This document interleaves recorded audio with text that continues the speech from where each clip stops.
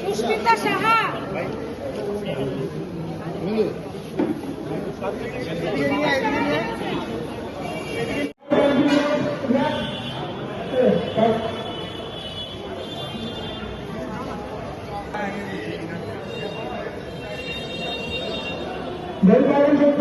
Mobile number অভয়া মৃত্যুর পর গোটা রাজ্য জুড়ে তোলপা শুরু হয়, কিন্তু আজ ওই ঘটনার পর সেই ঘটনাকে সামনে রেখে যে বিভিন্ন বিষয়গুলো ঘটেছিল এবং একাধিক তথ্য প্রমাণ যেভাবে টেম্পার করা হয়েছিল, ফলে সেই মামলায় মূল যারা অভিযুক্ত তারা আজও গ্রেপ্তার হয়নি বলে মানুষ বিশ্বাস করতে শুরু করেন। গোটা রাজ্য জুড়ে একটা প্রতিবাদের ঝড়। তারপর সরকারের আর এবার সরকারের বাধা বদলের পর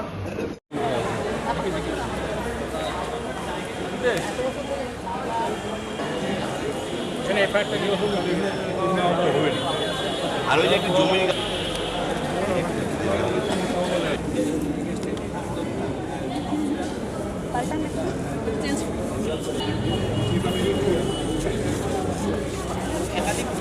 জমা দিয়েছেন দেবেন।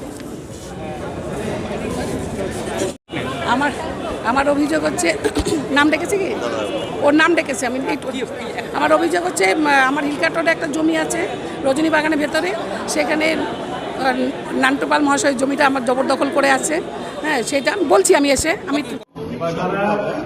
রাজ্য জুড়ে আজ মাননীয় মুখ্যমন্ত্রী শুভেন্দু অধিকারী মহাশয় তিনি 2 মিনিটের নীরবতা পালন করবার জন্য আহ্বান করেছেন। অভয়ার নৃশংস হত্যা এবং মৃত্যুকে স্মরণ করে তো আমরা আমাদের এই কর্মসূচির মাঝে আমরা 2 মিনিট নীরবতা পালন করব। আমি প্রত্যেকের কাছে অনুরোধ করব এই কর্মসূচিতে সামিল হওয়ার জন্য। শুরু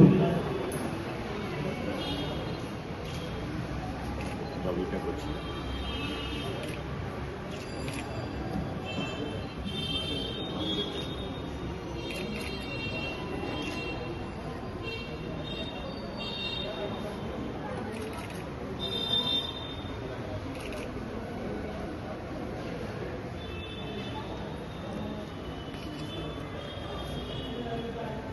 জানাবো বিষয়টি, তবে ওই যে বললাম অভিযোগ করেছেন বলেই উনি খারাপ আমি তো বলতে পারবো না, উনি হয়তো ওনার কথা বলবেন। আমরা চাইবো যে সঠিকভাবে, আমিও তো একজন জনপ্রতিনিধি হিসাবে চেষ্টা করি যে সবাইকে সম্মান দেওয়া, সেই সম্মানটুকু দিন। আমি দেখছি যে আমি আবার বলছি কোনো ট্রান্সফার নিয়ে সরকারের কোনো পলিসি নির্ধারিত হয়নি। সেই পলিসি যতক্ষণ নির্ধারিত না হচ্ছে কোনো ট্রান্সফারের ক্ষেত্রে আমরা রেকমেন্ডেশন করতে অপরাগ। সরকারের পলিসির উপরে দাঁড়িয়েই হচ্ছে ট্রান্সফার হবে, কোনো রাজনৈতিক ব্যক্তি বা নেতা মন্ত্রীর ইচ্ছা অনুসারে কোনো ট্রান্সফার হবে। জমি আছে রজনী বাগানের ভেতরে, 1.25 কাঠা জমি আছে আমার শ্বশুরমশাইয়ের আর কি। তো আমরা 1981-এ আমার শ্বশুরমশাইয়ের জমিটা কিনেছিলেন আর কি। তারপরে আমার শ্বশুরমশাই ওইটা মর্টগেজ রেখে ব্যাংকের থেকে লোনও নিয়েছেন, সেটা আমার শ্বশুরমশাই 2002-এ মারা গেছেন। তারপরে সেই লোনটা আমরা 7 জন ওয়ারিশ মিলে পরিশোধ করে দিয়েছি। তো জমিটা ওরকমই আছে, আমাদের 3 দিকে ওয়াল, 3 দিকে ওয়াল দেওয়া আছে, সামনে তালা দেওয়া আছে গেটে। তো হঠাৎ 4 তারিখে নান্টুপাল মহাশয় আমার দেওর সুভাষ পাল ওর নামে থানায় ডায়েরি করে দিয়েছে যে আমরা নাকি ওনার জমি দখল করছি। কেন আমরা তখন বললাম ওনার জমি কেন দখল করবো, এটা তো আমাদের জমি, আমার জমি আমরা কেন দখল করবো। তো আমাদের ফাঁড়ি থানা থেকে ডেকেছিল, আমরা গেছিলাম আমি আর আমার দেওর। তখন ওইখানে যে ডিউটিতে ছিলেন বড়বাবু, উনি বললেন যে আপনারা নান্টুপালের জমি কেন দখল করছেন। আমরা নান্টুপালের জমি কেন দখল করবো, ওই জমিটা আমাদের কাছে সমস্ত ডকুমেন্টস আছে। তো আমরা বললাম ঠিক আছে আপনারা সাবমিট করবেন, আমি নিশ্চয়ই সাবমিট করবো। তারপরে কালকে আমরা নান্টুপাল মহাশয়ের নামে থানায় ডায়েরি করতে গিয়েছিলাম। তখন উনি আমাদের যে তালাটা মারা ছিল গেটে, আজকে 20 বছর ধরে তালা মারা আছে, সেই তালাটা ভেঙে উনি তালা মেরে দিয়েছে নান্টুপাল।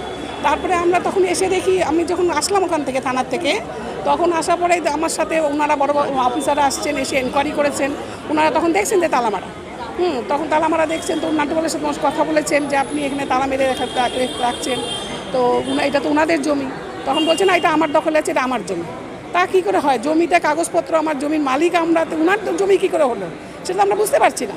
তখন উনি যে ডিউটিতে গেছিলেন অফিসার, উনি বললেন তাহলে আপনি কথা বলুন, ফাঁড়ির থানাতে আসুন। তো 7টার সময় আমাদের ডেকেছিলেন, আমরা গেছি, ওখানে মঞ্জুশ্রী পাল গেছেন।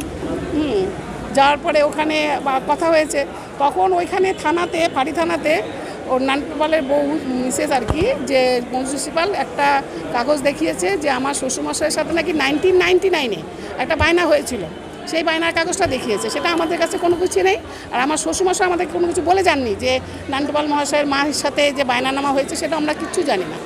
তো সেটা আমাদেরকে বড়োবাবু যে ডিউটিতে ছিলেন উনি তখন আমাদের বললেন যে আমি বললাম যে কেন তালা মেরেছে, আমার জমিতে কেন তালা মেরেছে।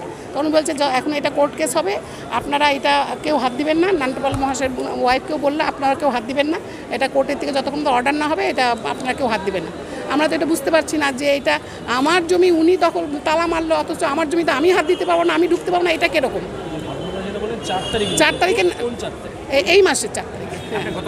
গতকাল আমি এফআইআর করেছি আমি এটা জানাতে আসছি বিধায়ক মহাশয়কে যে আমরা ন্যায্য বিচার চাই, কারণ আমার জমিতে উনি কেন বলবে যে ওটা ওনার জমি, আর উনি তো বিক্রি করেননি আমার শ্বশুর।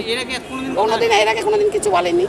মাঝে মাঝে ফোন করে আমার দেওয়ারকে বলতো বিক্রি করবা নাকি, বিক্রি করবা নাকি। আমার দেওয়া বলছে না, আমরা বিক্রি করবো না। না না, আমার দেওয়ার সাথে পড়তো, ক্লাসমেট ছিল, কিন্তু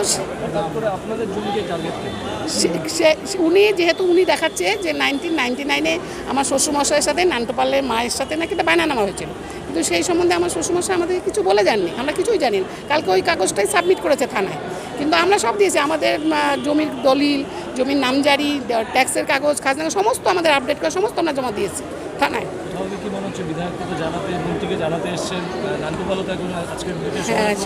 হ্যাঁ, প্রভাবশালী, আমরা জেনেই আসছি ওনার কাছে, আমরা কাগজপত্র জমা দিই, উনি কী বলেন শুনি।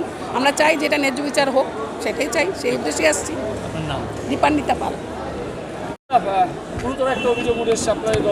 দেখুন, এর আগের দিনও আমি বলেছি, রাজনীতির রং দেখে বা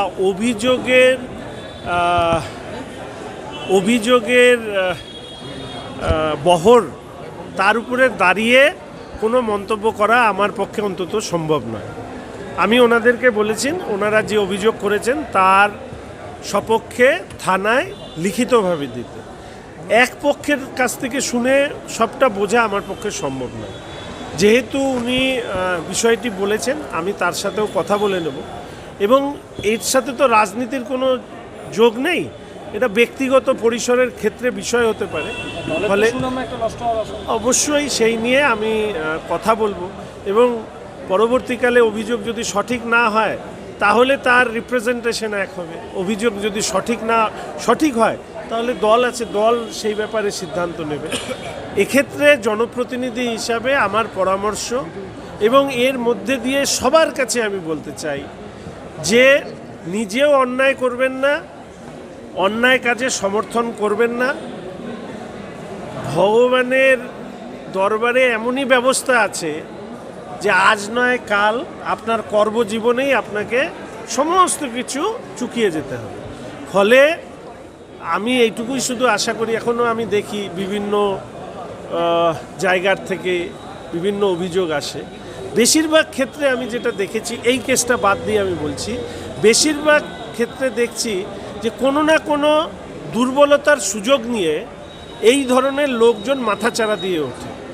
এই ধরনের লোকজনদের মাথাচাড়া না দেওয়ার ব্যবস্থাও যেরকম করব, আর নিজেদের যে দুর্বলতা কোথাও যদি ফাঁকফোকর থাকে সেটাও যেন, মানে এর আগে তো অনেকে যেটা করেছে ফাঁকফোকর রেখে তারা দীর্ঘদিন ধরে তাদের কাজ চালিয়ে গেছেন, এখন সরকার বদল হয়েছে, তার ফলে তাদের সেই প্রভাব পড়ছে, এখন কান্নাকাটি করলেও কিন্তু হবে না। ফলে দুই ধরনের দিকটাই আমরা দেখব।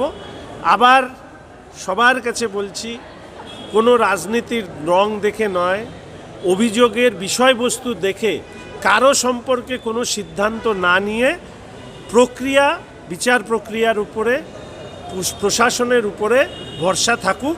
শিলিগুড়ির জনপ্রতিনিধি হিসাবে, রাজ্যের মন্ত্রী হিসাবে কথা দিচ্ছি, সবাই নয় বিচার পাবে। ওনারা আমার বাড়িতেও গিয়েছিল মনে, আমি জানি না, আমি রেলের সাথে কথা বলবো সংবেদনশীলভাবে বিষয়টি দেখার জন্য। হকারের ডেফিনেশনের ক্ষেত্রে আছে যে যারা ঘুরে ঘুরে ব্যবসা করে, আবার কেউ যদি ভাবে যে আমি কোনো একটা স্থায়ী কাঠামো নিয়ে ব্যবসা, সেটাকে কিন্তু হকিং বলে না। ফলে এরা যদি হকিং করে সেক্ষেত্রে রেলের কি পলিসি? দেখুন, এটা তো একটা এনজিপির ঘটনা বলে হবে না, সারা দেশে হকিং নিয়ে তো রেলের কোনো না কোনো পলিসি আছে। সেই পলিসি মোতাবিক যাতে এখানে হয় সেটাকে দেখতে বলবো। আর এনাদের সাথে কথা বলার সাথে একটু সংবেদনশীলতার সাথে সবাইকে কথা বলতে হবে। ও